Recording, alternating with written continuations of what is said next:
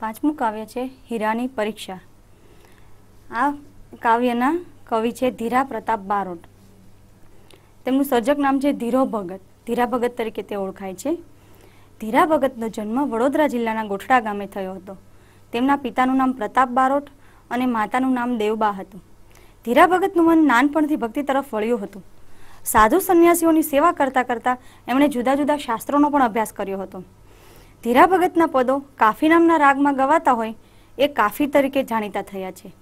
આ પદ છે એ કાફી પદ છે.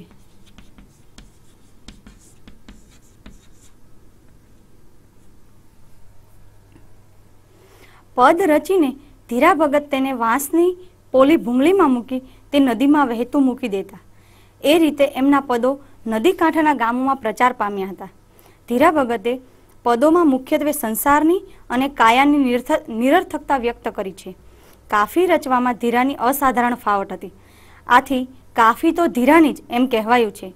કાફી ઉપરાંત એમણે રણયજ્ઞ, અશ્વમેઘ અને દ્રૌપદી વસ્તાહરણ જેવા આખ્યાનોની પણ રચના કરી છે. પ્રસ્તુત કાફીમાં ધીરા ભગતે પરમ તત્વનું વર્ણન કર્યું છે. પરમ તત્વ એટલે ઈશ્વર. પરમ તત્વ ઝળહળતા હીરા સમાન છે, જેની પરખ સાચા ભક્તને જ થાય છે. અજ્ઞાની મૂર્ખ માણસો એને સમજી કે પામી શકતા નથી. જુદા જુદા દ્રષ્ટાંતો દ્વારા ધીરાએ આ વાત સમજાવી છે. જાગ, જગન, જપ, તપ અને તીરથ એમાં સૌથી મોટો સત્સંગ છે એ વાત આ પદમાં કહેવાયેલી છે. સૌથી પ્રથમ છે હીરાની પરીક્ષા રે ઝવેરી હોય તે જાણે. હીરાની પરીક્ષા રે ઝવેરી હોય તે જાણે, મૂર્ખ મનમાં મોટા રે અજાણીએ ઉતારણા રે. હીરાની પરીક્ષા રે ઝવેરી હોય તે જાણે, મૂર્ખ મનમાં મોટા રે અજાણીએ ઉતારણા રે.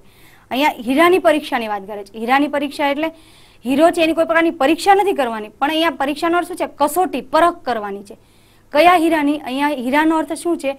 ભગવાન વિશે કહ્યું છે કે સાચો ઈશ્વરની પરખ કોણ કરી શકે? કે જે સાચો ભક્ત હોય એ જ ઈશ્વરની પરખ કરી શકે. એ આ આખી વાત, આ જ વાત આખા પદમાં ધીરા ભગતે કરેલ છે. એટલે સૌથી પ્રથમ જ કહે છે કે હીરાની પરીક્ષા રે ઝવેરી હોય તે જાણે. હવે અહીંયા સંસારી હીરાની વાત કરે છે. આપણે સામાન્ય રીતે જે હીરો હોય એની પરખ કોણ કરી શકે? જે ઝવેરી હોય એ કરી શકે. જે સોની હોય, જે ઝવેરી હોય એ સાચો હીરો પારખી શકે. સામાન્ય માણસને હીરાની ખબર પડે નહીં. મૂર્ખ મનમાં મોટા રે અજાણીએ ઉતારણા રે. બીજા મૂર્ખાઓ છે એ શું કરે? એના હાથમાં જો હીરો આવી જાય તો અજાણીએ ઉતારણા રે. અજાણતા એ ઉતારણા રે એટલે એનું મૂલ્ય નીચું આંકે.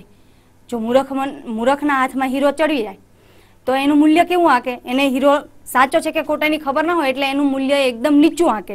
એને સાચા મૂલ્યની ખબર હોય નહીં.